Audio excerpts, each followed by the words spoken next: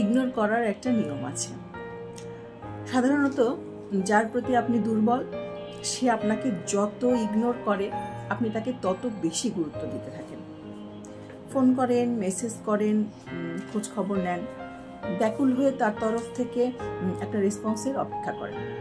কিন্তু সে ততদিনই বুঝে যায় যে এই মানুষকে ইগনোর করলেও এ আমার কাছেই ফিরে ফিরে আসবে, এর আর কোথাও যাওয়া নেই। তাই সে ইচ্ছে করেই আপনাকে রেসপন্স করে না, টেকেন ফর গ্র্যান্টেড করে নেয়, লেট রিপ্লাই দেয়, কথা বলায় অনীহা দেখায়, ব্যস্ততা, বাহানা ইত্যাদি দেখাতে থাকে।